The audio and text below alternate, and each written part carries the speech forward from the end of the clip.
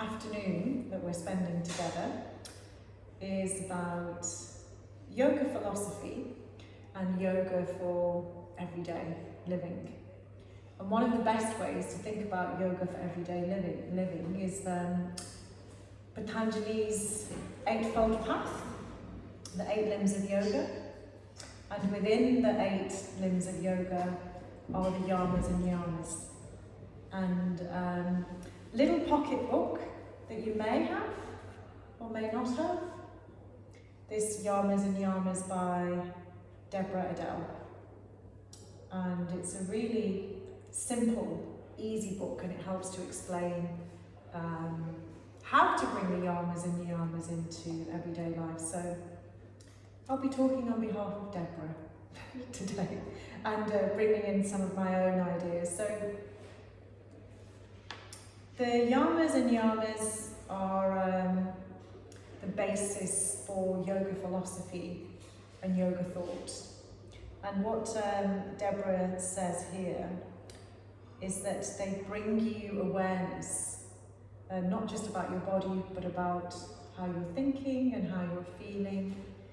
And this is an interesting few lines she's written, that the Yamas and Niyamas may be thought of as guidelines, ethical disciplines, precepts or restraints and observances. And she likens them to jewels, as they're rare gems of wisdom.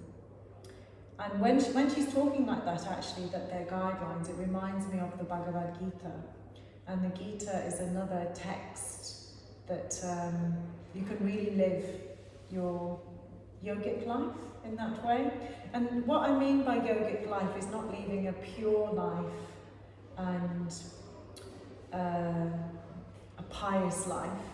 It actually means living a regular, day-to-day, normal life that relates to you. So there's 5 yamas and 5 niyamas. And the interesting things about the yamas is that's the outer, and then the niyamas means inner. So the only difference between the 2 words is the ni for the niyamas. And the yamas, here in Deborah's book, it says it's a Sanskrit word which literally translates to restraints and includes non-violence, truthfulness, non-stealing, and non-excess. So I feel like that's quite useful, simple language rather than talking necessarily about the Sanskrit words at the moment, which would be Ahimsa and Satya and Asteya, and non-possessiveness is the final. And the first, non-violence, means it's Ahimsa in Sanskrit. And Himsa actually means violence. And the A in front of it, the Ahimsa, means non-violence. So non-violence. And it's a state of a right relationship with others and with self. And in simple words, this is a way to live together, share the goods, and do what we want without causing harm to others. So that's the main thing about the yamas. And in, Ahimsa rather.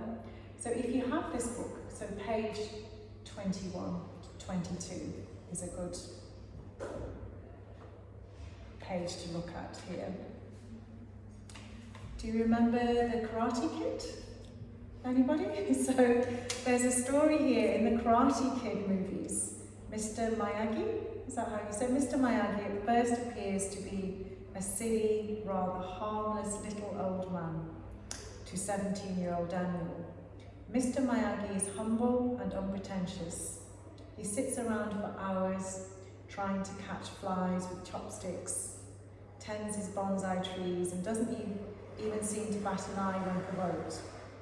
But as the movie progresses and bullies threaten both Daniel and Mr. Miyagi springs into defensive action, Daniel's eyes are open to the incredible ability of this old man, who skillfully takes on a team of karate opponents larger and younger than he is.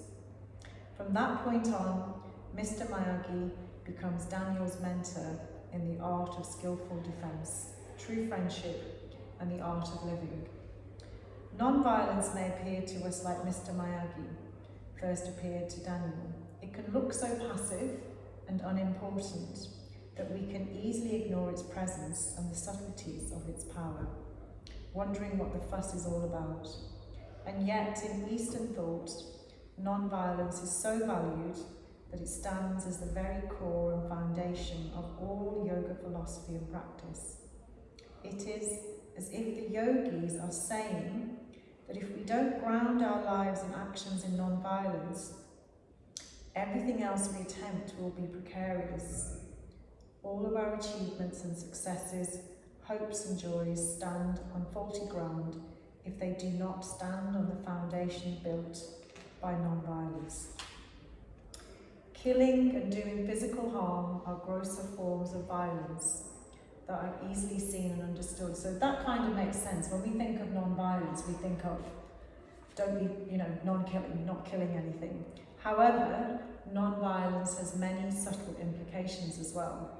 We can feel hurried, afraid, powerless, out of balance and harsh with ourselves.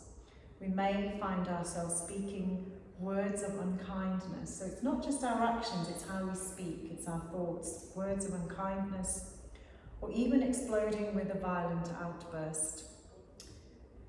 I'm just smiling because I'm thinking about the amount of times, just as a human being, that we have unkind thoughts or unkind words. As our awareness of these nuances grows, we learn that our ability to be non-violent to others is directly related to our ability to be non-violent within ourselves. So you're the person to work this on first. Our inner strength and character determine our ability to be a person of peace at home and in the world. In the Karate Kid movies, Daniel did not go to karate school to study. Instead, he became skilled at karate by learning how to move through the daily chores of waxing cars, sanding wood, and painting fences. In much the same way, we grow our capacity to be non-violent by learning how to move through the everyday challenges of life and by addressing the things that precipitate our tendencies towards violence. Ahimsa, or non-violence, literally to do no harm, calls forth from us our most brilliant and best self.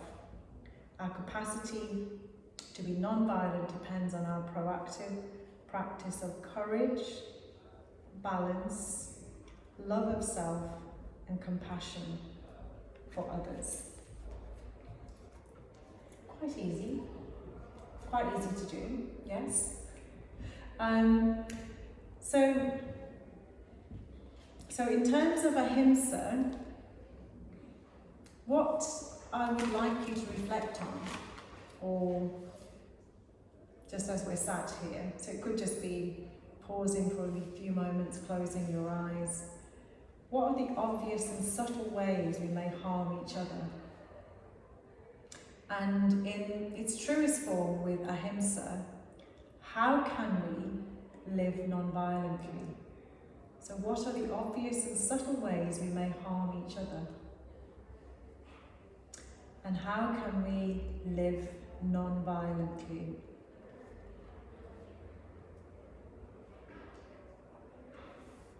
And with Ahimsa, we're focusing on our actions, thoughts actually, and how we relate to ourselves and each other.